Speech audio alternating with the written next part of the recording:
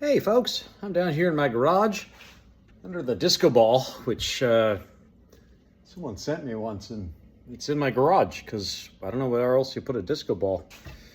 I am down here getting, I see my lenses are pretty dirty, getting dusty and doing some labor. I am working on this project, which my daughter Priscilla called, Swiss cheese. So I am trying to make a really kitschy and such poor taste, it's good taste, or it's amusing, niche. And into this niche, I am planning to put a statue of Santa Clara that I bought in Nicaragua. She's carved out of wood and quite old.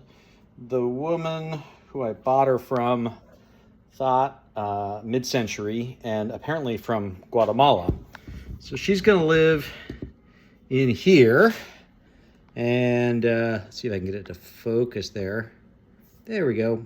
She's going to live in here. And this is going to go upstairs in the house at some point. But before I finish, I'm doing a bunch of sanding now. You can see sanding stuff out here, making a mess down in my garage. And after I finish sanding, the next step is going to be spray painting the niche metallic silver. Here we go, super fancy spray paint. Metallic silver. I'm going to use all of it because if I don't, my son will steal it.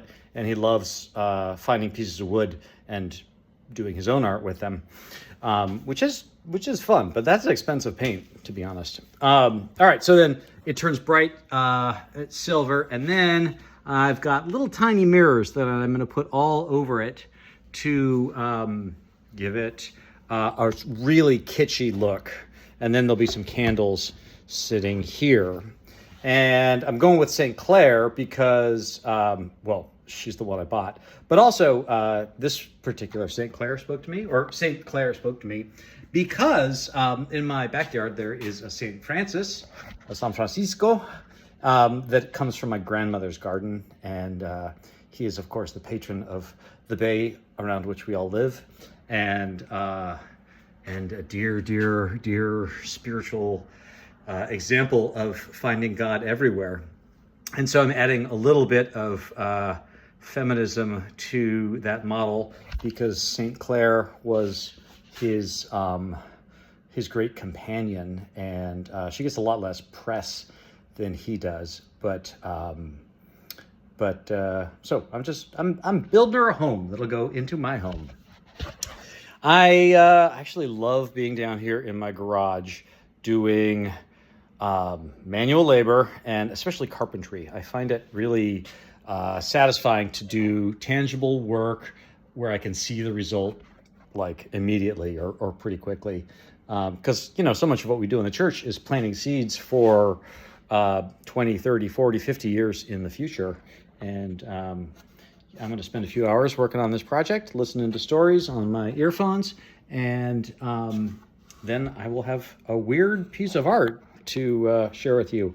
So maybe I'll look up the feast day of St. Clair and bring her down to the church when that day comes. Let's see. In other news, we're coming up on the 22nd of September. That's this Sunday. And in church, we are going to have our interim musician, David Howitt, who's just lovely. And the Sunday school continues to charge ahead. We will be gathering and celebrating a youth group. High school youth group is going to be kicking off on Sunday evening. And then for part of the rest of the next week, I'm going to be preparing for our Tacos with the Bishop party. We're going to have the bishop, the new bishop, Austin Rios, the Reverend Dr. Susanna Singer, who's the board chair of Episcopal Community Services, and our mayor, Marilyn Ezzy Ashcraft, joining us on Saturday the 28th.